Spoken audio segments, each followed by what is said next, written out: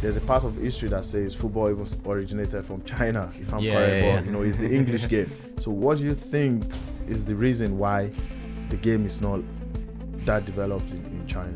There are 3 professional divisions in China actually, but only the top 2 divisions allows foreign players registration. Oh, It actually started from 2014. At that point in time, the whole economics inside of Chinese football is massive. It's super big. There is kind of player in China. They call themselves a business player. For one academy players, guess how much he can earn per year? it's nice to meet you guys again. I'm glad you guys have come down to Liverpool from Loughborough. So thank you so much. And yeah, today's episode is going to be a bit different because we are going to bring the experience from China. These are young Chinese guys who have plied their trade all around the world, and yeah, they are in England, Loughborough to be precise. My friend Liu is a football agent who is a scout. Yeah, so it's nice to meet you guys. And welcome again. And hopefully today we have a very good, interesting sessions because a lot of our viewers have been asking us what's like football in China, what's football in Asia, you know, how we can incorporate Chinese football, Asian football into the rest of the world. So I'll let you guys introduce yourself and you go first, then you go next. Thank you guys. All right, thank you very much for this opportunity. And You're welcome. I'm working as a football agent right now, trying to market some players to the Chinese market, Chinese Super League and Chinese First Division. Wow. And there are 3 professional divisions in China actually, but only the top 2 divisions allows foreign players registration. So, that's the first thing. Like it's quite different to be honest. I used to be a academic player, and but you know, like in China, it's quite different. Like because the injury and also like my parents, like they don't allow me to like play football, but you can like do something like football business. So right now the scout is really a good position, I think. Yeah, and part with Liu because I used to be a tactical analysis in second league. It's not the professional league, I would say. Because for our Chinese second league, we have a lot of team that's actually play for youth league. That's you under 21 like or a B team. Because for me, I've been curious, and not just me, but everyone in football. Because if you look at scouting now, the dynamics has changed, and before you just need to be a scout, but now you need to come in with something else, maybe video analysis, data analysis, even down to man management courses with you being a scout, you know, and because the world is changing away from how we used to scout players before, where you need to go to all the games, and for you are a video analyst. How is that? How is that in the game? Now is it very important for you to, you know, not just be a scout, but also have something else that you can bring into the game? Actually, like the scouts and also analysis, they have a lot of things. They are in the same. Analyze like the player, like how to do it better or like how to improve it. But for scout, it's just say maybe for this behavior, is it good or is it bad? Analyst is someone like trying to find the problem and figure it out. For scouts, maybe see that problem. So for a scout, is for him to see the problem, or predict if a player is good or if a player can. That's right. Can exactly be a potential. Of course. Oh, great. Now I'll go back to my friend Liu. And before we do that, I'll do a bit of history. Chinese football over the years, it's like what we are seeing in Saudi now. A lot of things going on in Saudi now has happened way before in China. I think around the 2020s. We're trying to discuss that in the car. We're like, okay, we'll continue the discussion here in the studio. So what's happened to Chinese football over the years, coming from a point of view of sport analysts and a FIFA licensed agents now? I think it actually started from around 2016. 18. I would say 14. 2014. Yeah. And lots of clubs like follow the government's lead. Like we have some certain policies, and then we just invest a lot into the football and try to hire the best players from the worldwide and best coaches as well, trying to build up the academies as well. So at that point in time, the whole economics inside of Chinese football is massive, is super big. He was just mentioning to me, and for one academy players, guess how much he can earn per year? In terms of US dollars, right? Euros, please. Euros. Yeah. Yeah, you're not even supposed to earn money. But back home in China, Yeah. then probably I would say 5,000 US dollars 3,000 euro. per month. Yeah, per Wow. month. Yeah, one academy player. So that's like 36,000 in a year.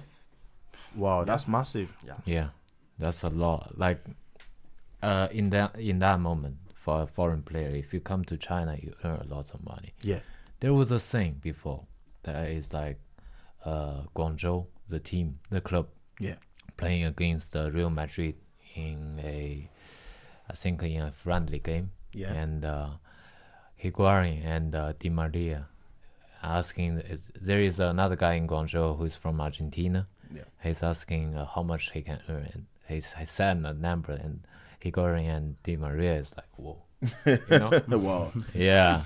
So I think back into the days, it was very good.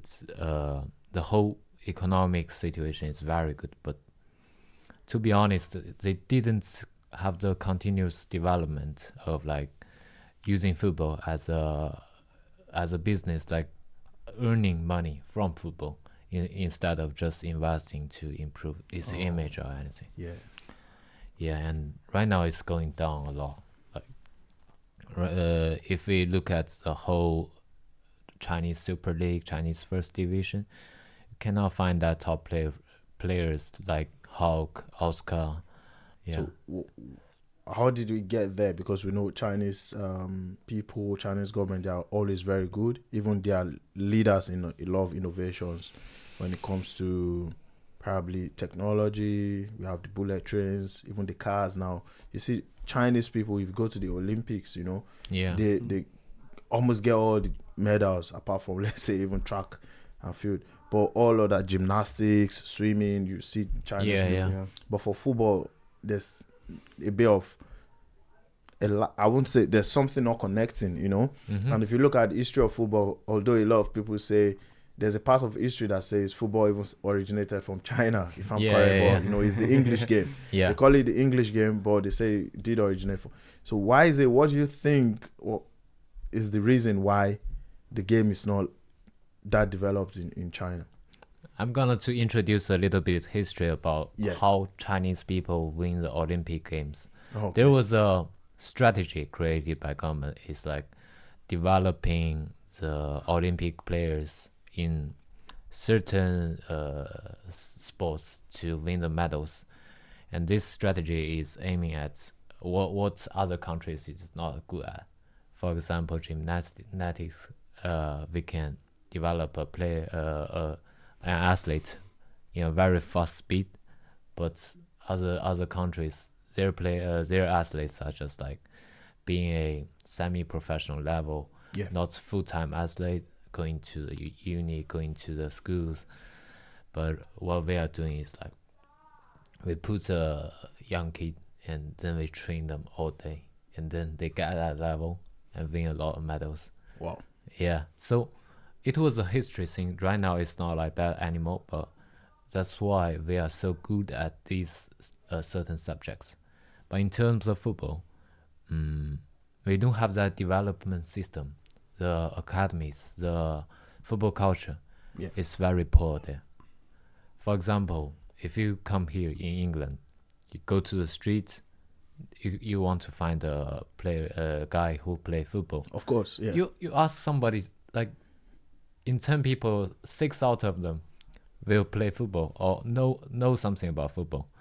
But if you go to the street in China, you will see like there's not too much people into football at all. I see. Yeah. Yeah. Oh, wow. I want to add something like Yeah. for actually like for our academic team, the players, like the coach, they always want like to get the medal. They always want to get great, I will say, the result for the game. So there is a quite interesting view that's in our youth, I would say, games that when the ball starts, the players, that's a five-a-side game, because so it's quite close, like and the goalkeeper is quite short, so you know what, like when they start ball, they just shoot, so no tactics, no any like passes or something, they just want to shoot and win the game. Yeah. When the fundamentals of basic football development is missing, then the continuity is going to be wanted as well, because it's not there. Also, like how they evaluate the coach. It's not from player individual development. It's for the results of the team, even in academies. So that's the thing, I think, why we cannot produce good players, and why our system is quite... Because it's focused on getting results and not developing the youth game. Whereas you are supposed to be, developing. Because as a scout, being an agent is also inevitably trying to be a scout or understanding the game. Yeah, exactly. You don't even go to the youth game and look at performance. You are looking at potential. So if that is missing, now I see what you're saying. Yeah. But from the point of view of football economics, like you're an agent, you are there for the business. Yeah. Probably if you can't get the talent inside, you bring it from outside. Yeah. And now there's a shift going into the Saudi league. Are we saying the money is not there again in China as an agent? What would you tell your player to attract him to want to play football in China? That's a very good question. Yeah. I think the money is still there. Okay. Maybe not that much, but it's still there. Like, for example, a player who earns in Europe, for example, they say 700k, and if you go to China, it might be 800k or 900k. It's still above the average, because in China it is still the same situation. They limit the registered amount of foreign players. So the foreign players, mostly, I think, majority of them are better than the Chinese domestic player. Okay. Yeah. So that's why they are like outstanding in the club, and that's why they earned more. For the Chinese Super League, one club, I think they can register around 6 foreign players. You can only play 5 players in the starting 11. Oh, I see. And for the first division, you can only register 3 foreign players per club. Oh, that's the second tier. Yeah, second tier. Only 3. Yeah. And third division, no foreign players, which is quite funny. I don't know why. But how developed is the third division like, because one of the essence of growing in national football is to restrict foreigners from the developmental divisions. We found some of that as well. But that's what I'm saying. Probably they are doing that because they want the football to develop. But in terms of infrastructure, how massive or how big is the third division football in China like? I want to mention something first. Like for the professional players there, we call it professional, right? Yeah. Like according to FIFA, a player who earns more than his expenditures on football is called a professional football player. But some players cannot earn that much. Like they only earns around not more than 1,000 euros per month. In the third division. Yeah. Oh, okay. And so they just quit the professional football and play the city league, which could earn more than the professional league. In China, there's also city league. For example, if from Shanghai, the economic in Shanghai is like massive. Yeah. So they have their own city league. And there is kind of player in China who is a foreigner who plays football very good. They don't call themselves a professional player or amateur player or semi-pro. They don't call it like that. They call themselves a business player. So there's 7 days in 1 week, right? Yeah. 5 days of the week they play football inside of different clubs in a city league. Sometimes in Shanghai, sometimes they fly to Beijing. The club will cover all their expenses. They just play football like every day, Wow. and they will earn more than a professional player. Sometimes in the second division even. Wow. Is that a kind of regulated market? Are agents involved, or is just an open market where anyone can come in so far you can kick the ball? Because this is the first time I'll hear such. You mean for the business? I mean, yeah, for the business player. Okay. So you have to be a little bit familiar with the market, I would say. Oh. You have to have some connections. You have to show your face inside of China before. Yeah. I know one guy, I think he's from Ghana, Yeah. and he was playing in the Chinese first league before, which is the second division. He played for one season and he became A business player. yeah, which could make him be more profitable. Oh, I Yeah. see. And the league level is sometimes very low, so he doesn't need to work too much. Yeah, it's a 7-a-side game. He's scoring 3-4 goals per match, yeah. you know. Wow, that's Yeah. really nice. That's really Yeah. nice. But we see a lot of now in, of course, we have them. You mean Son? We Yeah. have the big players from Asia now. Yeah. Yeah. Before it used to be Jisung Park.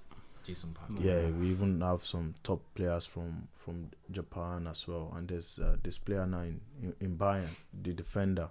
Yeah. You know, how's the player branding like? How big of a superstar is a footballer in China? Do we have that big Chinese superstar level player? We had that before, like one our really famous player, Wu Lei. Holy. Wu Lei. Yeah. Played for Spanish team, but after 1 year he just came back and It's quite Yeah. hard. yeah, Very it's quite compact. hard. Yeah. and he even cannot speak Spanish.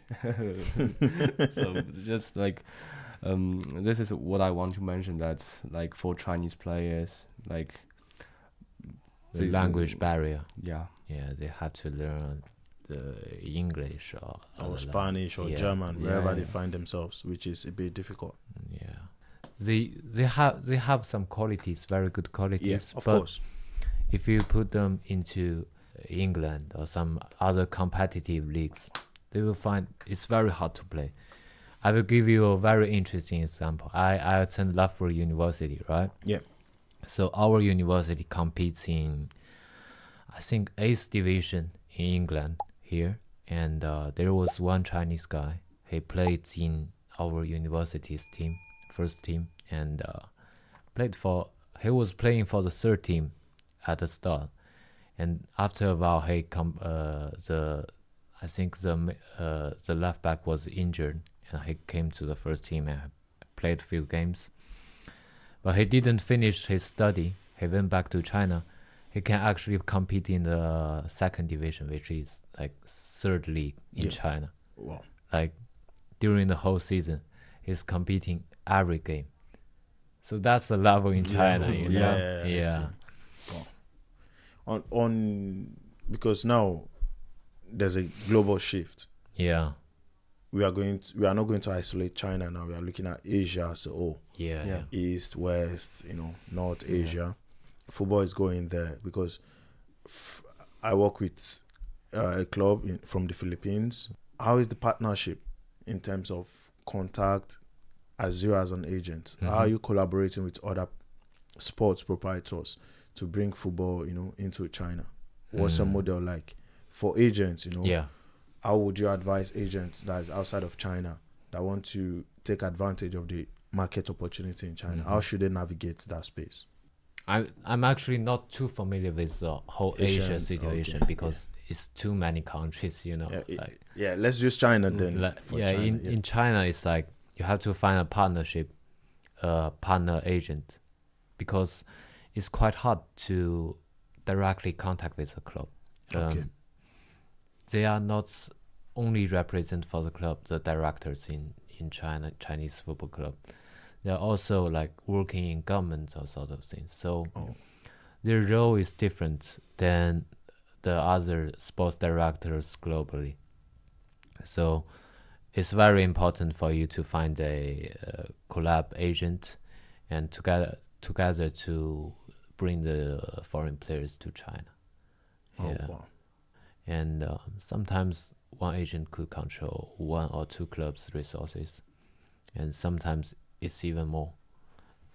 It's not very easy to get involved, but for me, I think as long as you got good players and give it to them and partner the deal, I think there's still a lot of possibilities to get the deal done. Yeah, that's done now. And Yeah. for our viewers, for people listening, this Thank is you, man. Zogyang Liu. Check LinkedIn, and Kiang Hu. Yeah. Yeah, so guys can reach out if they've got good players. It's nice they do business with you because football is a Yeah. global sport, and I know countless of agents, Mhm. asking me how they want to get into the game and you know ply their trade in Asia and China. So yeah, that's a good one. If you trust them enough, then probably you can get into the business. So now you're stressing how important a good player should be. So is he always a player who has played at the highest level, or what? Because now the Chinese football can't attract those big names before. Yeah. Previously, like Osimhen, now Mhm. the interest is coming from Saudi. It used to Yeah. be China. So now we know that can't really work out again. So what kind of players are we now looking at? What sphere or level of players do you think the market or Chinese football would want to attract or get into their game? At the beginning, I want to mention the money is still there, Good. but there is a contract fee cap right now. That's for example, one club, they want to attract very good players, and they can offer a lot still, but there's a contract fee cap that you cannot go in above, which is around 1.5 million euros per year, something like that. As a salary Yeah, you cannot go each- higher than that. for each player. For each player, and so that's a main problem. I mean, you cannot go higher than that, so that you can only get below these contract value players. Also, majority of them would like to request the free transfer, or like maybe not above 1 million euros transfer fee. Yeah. So Wow. Because to be honest, now I see why the shift is moving away now, because it trickles down from the top. If they've been spending so much money and there's not been profit, then the business model needs to change. Now I'm going to the fans now, because the fans drive the economy of football. If that makes sense. They buy the merchandise, they buy the tickets. You're not working in sports marketing and fan engagement, obviously, but from your background, how massive are the football fans in China? 1 billion people in China. over Yeah. 1 billion. How I think massive? he can answer that question. Yes, that's Yeah. the question is for him. You mean for the club or like for national team? Like Of course, national team, everyone will support Yeah, their national team. But for like the club, for the club, it's depend on the, I would say, area. And if like for example Shanghai, like two big teams in Shanghai, it's Shanghai Port and Shanghai Shenhua. These two teams, a lot of fans. I would say like for every team they have like a lot of association, and there are, I would say, 10,000 fans for each associations. When you mean association, Like the association is like fans as association. Oh, really? Yeah, we have these kind of things. Yeah. Yeah, and in like for Shanghai Shenhua, there's I think 3. I would say that's the largest Associations. Yeah, and actually like they own the tickets. Like if you want to like watch the game, and you need to like buy tickets from them. Yeah, but also you can get from like the From the website club, or yeah. something. But you can get like the season tickets or something only from them. From the association. Yeah, yeah. Wow. For other teams, like the economic there is not quite good. Not quite good, yeah. yeah. And also I would say the fan there, they are focusing on other, I would say, sports, so they don't want to like enjoy the football. Or and also depend on the league levels. Like I would like to compare for a Super League game. Yeah. Like every game you would have like I would say 20,000 fans come to. That's massive, you know. Yeah, but for the second league, you only have 500 Oh, I or see. even less. Sometimes you can see that like for the host team, you have 200 people, but for the away team, they have 1,000 people fans come to the. No, yeah. I see. Yeah. I see that perspective. So the Super League, super massive fans, but as the level goes down, the fans Yeah. they reduce. Yeah, Yeah, I think exactly. that's a kind of general thing in football all Yeah. around the world. You know, Yeah. the big Yep. teams they have the big fans, and the local teams, the reach is not that much. Yeah, but it's too small. Like Yeah. Yeah, the proportion is too no, small. there was one picture before, only one fan supporting the team. Yeah, which is quite interesting. Yeah, I think the club should reward him with some shares from. yeah, probably. It happens a lot actually, like for 3 or 2 fans. Wow, Yeah. that's serious dedication there. Yeah, Going back to the to the business of the game from an agent perspective, yeah. for you now, based on personal experience, how easy or how difficult would you say the business has been for you, from the background, how's the work been, I think it's very difficult in the beginning Yeah. because you come with no capital, no Yeah. name, no like, nothing, no experience. Like, I would say nothing. Yeah. Only with one license, but the license is the key. Like you can use that to. It's like a identity, I would say. You use that, approach the other coaches, players, or clubs. They will at least reply your message and see, like, sometimes maybe arrange a coffee or something. You can actually start to learn more inside of the football industry instead of being a fan standing outside. Yeah.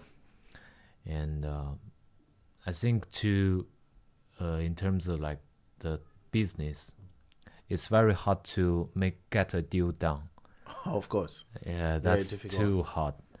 It's a whole lot of process. First, you have to get good players. Yeah, The club must want to have your players. Then you go into the negotiation. Then you Yeah. go into the logistics of yeah, securing a deal. A lot of people don't see it. They just see you on the news. This also Right. person or Fabrizio Romano. Here we go. It's not that easy. no, it's like super hard. It's very fast. The rhythm is very fast, and you have to find the key is to find the right person for the right club. Otherwise, it will be like blind effort. But I would say it will become easier if you get your own client. So your service will be around this client and not to just blindly mandating players to Yeah. different leagues, different clubs. It will be very, very exhausting. For you as an agent, what do you look out for? Because I'm going to ask you to as a scout, Yeah. but for scouts, it's a different thing. Yeah. We've established for scouts, even the performance is good, but potential is bigger for scouts. Yeah. But for agents, from your own point of view or from your perspective, what do you look out for in players? To be honest, I'm not very good at scouting. So what I'm looking at Or is- let me rephrase. yeah. What kind of players would you want to work with? maybe he's Yeah. a striker or a defender. Oh, you mean the Yeah. positions? Yeah, Or like yeah, the profile of the player that you would like to work with as an agent. I saw yeah. you were mentioning about the player. Abilities, no, No. of course. Yeah, Okay. maybe that can factor into it Yeah. as well. But yeah, I was going to say that Yeah. because I'm looking for player who got the right mindset. He might not be that good, but he got long term potential that we can see he's going to reach that level. No matter what happens, he have to get that mindset. That's the player that I'm chasing. In terms of positions, I think maybe midfielders, strikers will be the best, but I mean it's not a problem. Yeah, But yeah. I'm not so good at looking at goalkeepers, to be honest. Yeah, it's, That's always the question. yeah. how do you look at goalkeeper? because a lot of agents, we have that conversation, and I've seen agents say, "Oh no, I don't work with defenders," and I've seen agents because we went to a scouting tournament, and there was a gentleman for Fana, a very great guy, my friend. He was just looking for defenders. He's not interested in the strikers and the wingers. He said he's come for this tournament to find defenders. And I've seen agents say, "Oh, I only work with strikers," and that's so. Yeah, so that's why I was asking what kind of players you work with. For me, mindset is a big thing as well. I look at mindset. I work with all walks of players. I've got defenders, midfielders, strikers. I really don't care, but it's nice to put it out there because I was going to ask, does that impact your performance as an agent? I think maybe in the beginning, Yeah. you have to find a player, maybe who is a striker or winner, who can, in a very short term, like maybe 1 season, 2 seasons, he will be exploded, Yeah. got a progression and get into bigger clubs, and then your name will be bigger. But in long term, I think all the players are the same because there will be a day the player's speed is not that fast anymore. Yeah. The players the whole thing will going down in the end, I think. But for defenders, I mean, they also got potentials and they just become better and better while they're is aging. Yeah. No. That's my perspective. I mean, Yeah. what's your perspective? For me, I work with the good players, irrespective of the age. To be Yeah. fair, I want to work with everyone. If you are good, but what I'm doing currently, because you must have a business model. I've learned that from mentors, learned that from people I speak with. Yeah. What I do is, with my business model, I can say, okay, for this period of time, I will focus on this particular type of players. Yeah. So that way everyone knows, oh, if you need a striker probably from Nigeria, then come to this so-so agent. If you need a left back, it's good finding these are the guys you work with. A lot of people, do that as well. But for me, where we are now as a person and as a company, we work with all sorts of players, to be fair. We have all sorts of players on our roster. I'm going to ask a question on scouting, for Yeah. because for agents, how is it important for agents and scouts relationship? Because you guys are friends. Do you scout Really players close for friends, him? Yeah. Like every time I saw a really good player or like potential players, Yeah. I would report to him. Like yeah. So actually, like we are in the same mindset.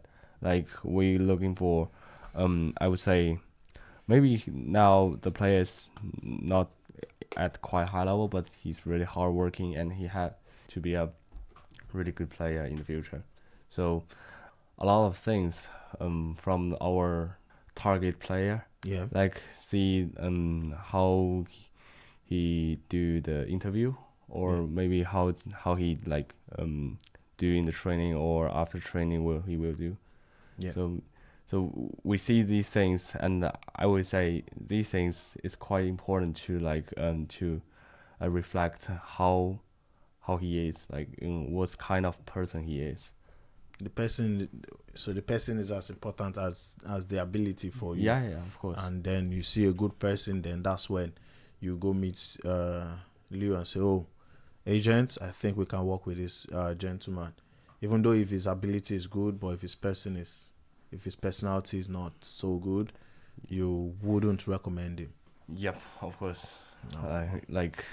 I have an example here. So, it's a 16 years old player, and I would say his like personality and also his dad's personality is not really well. Yeah. So, but he's really like good person. Like he can join the national team and play for it, but we don't want to like even Take a chance on him. yeah, we even don't want to talk with him. So yeah, because I mean, like if you talk with him and he will like I mean, the conversation will not be very happy, you know. Yeah, because it's a ticking time bomb. Yeah. Yeah. Because in future, something definitely is going to happen, Yeah. which is not going to be good for your personal brand and image. Exactly. So that's where I was going again. Personality, which is big, not just on players, but on professionals, on agents. Right. Agents have this reputation of, we have more bad apples than the good ones. Mm-hmm. In terms of you, the way you work, how do you protect your image as a brand, especially, as coming from China Mm-hmm. or Asia? How do you protect your brand? How do you present yourself out there to say, Mhm. oh yeah, you are the right person to work with, and all of those things, because you know how important that is to our business. For me, I think I actually didn't think much about that part right now because my name is quite small. But still, I think that's very essential. Yep. You don't have to create the image, but you have to not get your image going down, like, because the profile is too important for an agent. If your profile is very bad, then you cannot maintain the relationship you already have with the player, with clubs or other agents. Yeah. I have one example, and this guy, he's from China. He's a very good agent, very good at negotiating and everything. But right now he got some affairs that makes him cannot go back to China, which is a very, I think it's Not too good, yeah. it is not going to be too easy for him because he is doing this line of business. You have to approach, you have Yeah. to doing face-to-face meetings, have dinner with officials, clubs officials, directors. Yeah. So that's why I think you have to protect your image outside the pitch and inside the pitch. You have to stay away from the gambling, like too much over partying or something like that. You have to get Excuse yourself Yeah, from yeah, all yeah. those sort of things, Yeah, exactly. There's also the part of mentorship in this business as well. Yeah. There are like top agents we look up to. Shout out to the big ones. For me myself, I look at Toby Adebomi, I look at Lindy Nguyen. Then before we go to the big guys like the Ekut Sogut, as a young agent, and Daniel Gee. Do you have a lot of role models, or because you did mention it that you came in with no experience? Yeah. So how did you grow that? Of course, you've partnered. I know you work with a partner from Senegal. Yeah. Yeah, but do you have a kind of model that you Yeah. look at or you work with? I think he's the model I'm looking at right now. Good. Yeah, because what he's doing is Yep. trying to approach the best players. Yeah. During you went to the game or everything, because he told me, like, if you go to a good player, it will actually save your effort sometime. Yeah. And you will find out it is actually easier for you to communicate with them. And I didn't believe him at once. So I approached a lot of players, and sometimes on LinkedIn, the players send me the profile, and I was saying, I will mandate you and trying to get you to a Southeast Asia country to play football, get a better, higher Contract, valued yeah. contract. Yeah. So he told me he's not with any agent, but during the process of mandating him, I find out he was with one agent with no license, you know. So the things became complicated. Yeah. I have already contacted the club for him, and he was like, you need to tell me what the club is, and you know, let he take over the deal. No, that's No, that. I mean wouldn't work. that won't be happening. Yeah. And so I called off the mandate and didn't continue the deal. I think that's very important. You have to approach to the good players his own thinkings inside the industry, not going shortcuts, but doing the right things. Yeah. Yeah, we've seen because this we're going to, you know, try and bring the podcast into a conclusion. Now we've had a lot of interesting conversation, beautiful insights into the Chinese football. We met at the conference in London about the future of the football agent as a profession. I've not really asked you, what do you think about the future of this profession? It's very hard to say, to be Yeah. honest, my friend. It's like the service fee cap and different countries, different regulations. Yeah. It's so different. Like in each region, you have to register in their own association, and also you have to use the FIFA license. Of course. Yeah. I will give you one example. In China, Yeah. if you register as a football agent in Chinese FA, you have to pay around 30,000 euros. Yeah. Really? Yeah. Yeah, per year.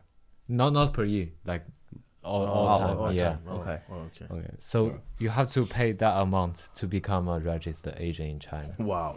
So it's like, I think it will be better if we have a global license. Like if Yeah, we but have we hold do this, have a global license. You know? yeah. But once you associated with the domestic transfer, Yeah, or- okay, for domestic. Yeah, I get what you mean now. So have you have you registered at the Chinese? Not yet.